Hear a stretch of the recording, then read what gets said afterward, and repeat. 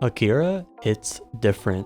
The 1988 cyberpunk anime, directed by Kotsuro Otomo, is able to take us from blitz-paced chases on roaring red motorcycles, then seamlessly dive into the depths of the realms of nightmare-fueled depravity, while still cherishing several quiet, tender moments as a reprieve from the chaos. And you know, that was the first thing that I found striking about Akira, the moments of complete and utter silence that completely captivated my attention.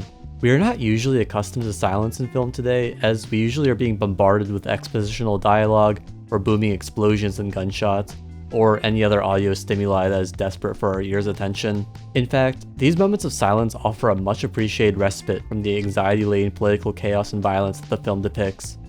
It gives the audience breathing room from the emotional roller coaster that the film takes us on, and I would argue allows us to pay attention and appreciate the film more, instead of becoming numb to the constant droning of audio. A wise man put it best when he said, "An artist respects the silence and serves as the foundation of creativity." But of course, no one walks away humming and head bopping to silence as they finish a film. No, of course not. It's the music that we love and remember, and this film's tracks full of gongsa pounding beats and futuristic synth melodies give your ears a sweet treat that they will remember. Oh, which instrument did I just name, you ask? Well, a synthesizer is an electronic. Nope. While a gongsa is a form of metallophone that is used in much of traditional Indonesian gamelan music. Have a quick listen to see for yourself.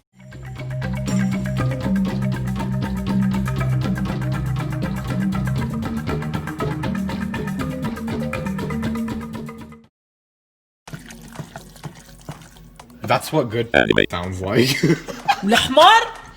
It is so wild to me that this movie would use a chanting chorus and traditional Indonesian instruments in a freaking motorcycle chase scene, instead of some cheesy 80s hair metal that we are more accustomed to. And you know what? It works so well as it builds incredible tension and allows us to soak in the sights and sounds of this rich metropolitan city. And speaking of rich, with an astronomical budget of the equivalent of $5.5 million at the time, the film just screams the word bold. How about this one?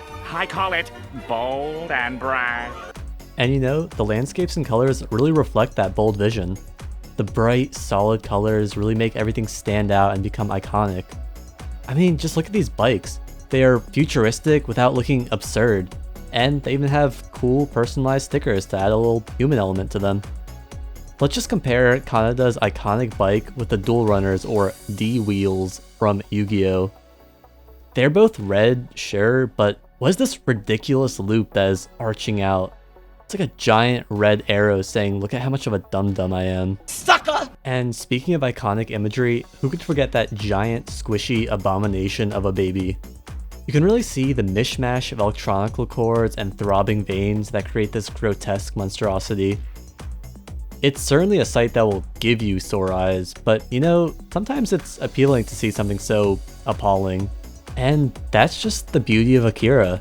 It's a film that will make you feel overwhelmed, then relaxed, then sad, then angry, then finally happy that such a beautiful, dynamic film exists. This film almost defies genre because it explores so many themes, environments, and emotions all in such a short time, all in a medium of art that many people still believe to be for neckbeard basement dwellers.